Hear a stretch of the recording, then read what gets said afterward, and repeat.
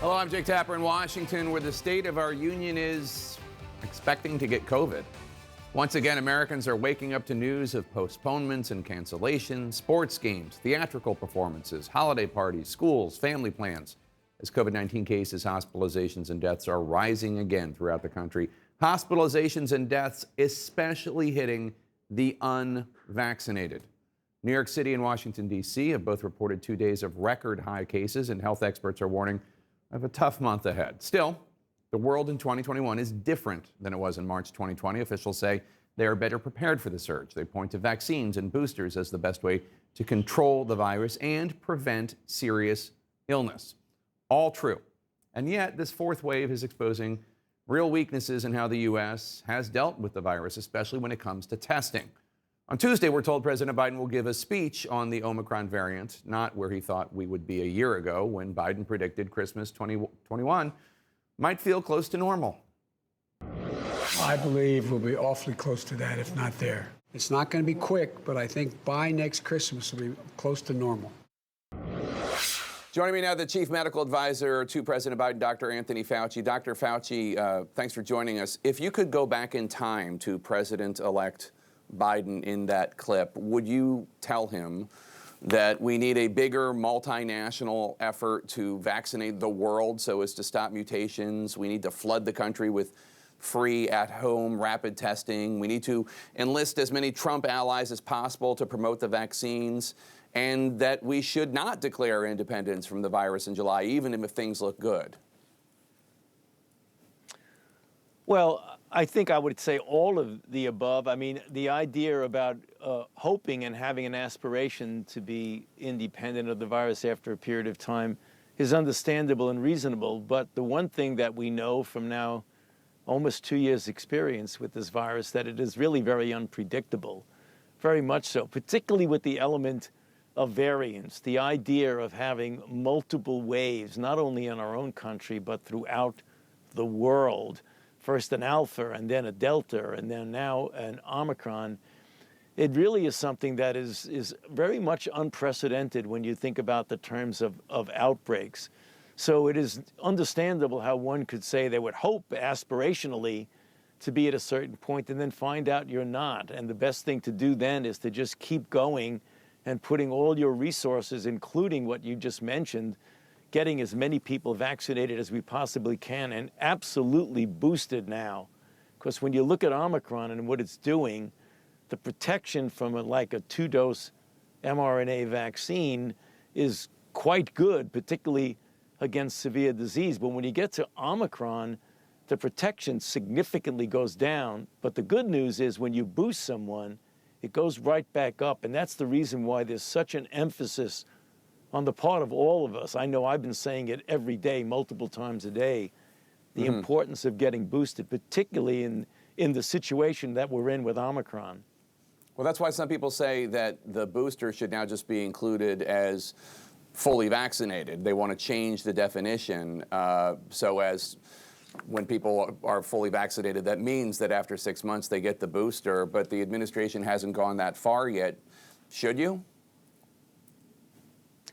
Well, I mean, in some respects, Chuck, it really is semantics. As far as I'm concerned, I make it very clear that if you want to be optimally protected, get boosted. Whether the definition for legal and other purposes dealing with the OSHA situation that you have, that's a different story. But if you want to look at it and say, when am I optimally protected, there's no doubt that that's when you get boosted. I know you're doing a round robin this morning of all the Sunday shows, but just a reminder, I'm Jake, not Chuck. So Vice President Harris told the LA Times this week that the administration did not anticipate the variants. Quote, "We didn't see Delta coming. I think most scientists did not, upon whose advice and direction we have relied, didn't see Delta coming. We didn't see Omicron coming." And that's the nature of what this awful virus has been, which, as it turns out, has mutations and variants. Obviously, nobody can anticipate the specific next variant to come, what the protein will look like, et cetera. But in a more general sense, did you not see variants coming? Oh, we did, Jake. We definitely saw variants coming. I think what one referred to, what was not anticipated, was the extent of the mutations and the amino acid substitutions in Omicron, which is really unprecedented. It kind of came out of nowhere, where you have a virus that has 50 mutations, 30 of which are in the spike protein and 10 or 12 of which are in the receptor binding domain.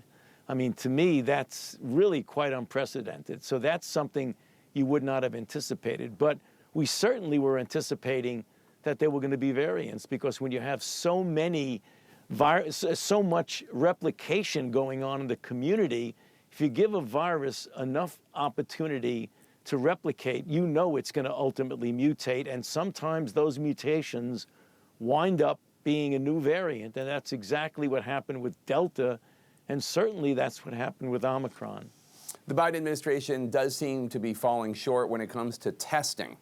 As these cases are spiking, many Americans are stuck in long lines. Many pharmacies are sold out of the rapid at-home tests, not to mention, of course, they're expensive. The White House has even mocked the idea of sending tests to every American. Is the state of testing in the United States acceptable to you?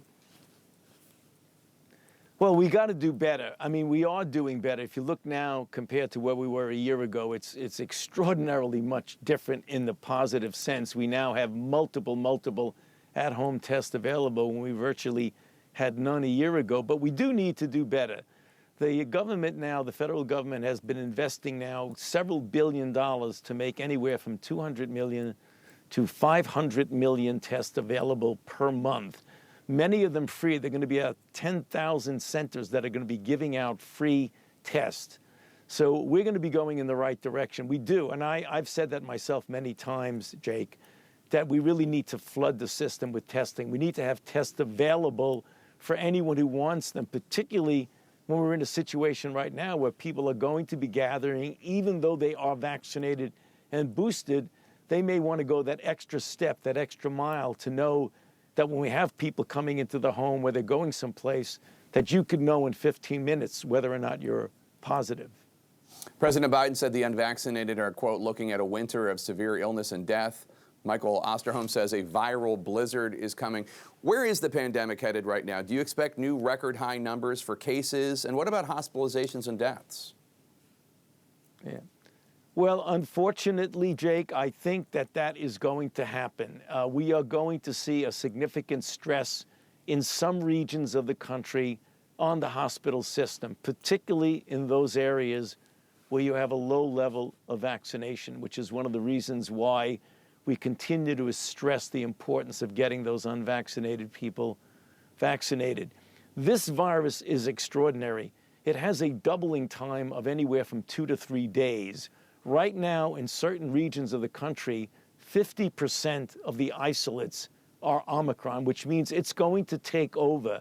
And if you look at what it's done in South Africa, what it's doing in the UK, and what it's starting to do right now, the president is correct. I mean, I was with him when he said that, and I spoke to him about that we are going to be in for some serious difficulties right now, and we better be doing more to mitigate against that. And it's never too late to get vaccinated. And if you're vaccinated, go get boosted and be prudent in everything else you do. When you travel in your indoor settings that are congregate, wear a mask. It is going to be tough. We can't walk away from that, Jake. We can't, because with Omicron that we're dealing with, it is going to be a tough few weeks to months as we get deeper into the winter. For individuals who are vaccinated and boosted, what are we supposed to do? I mean, should schools close if all the students and teachers are vaccinated and, in the case of the teachers, boosted? I mean, we saw the intense damage done to kids educationally, psychologically, emotionally when schools shut down or went to 100% virtual learning. What are you recommending? Well, right now we can keep the children in school safely, Jake. We can do that. We've brought back like 99% of the schools were open now. We're in a very difficult situation.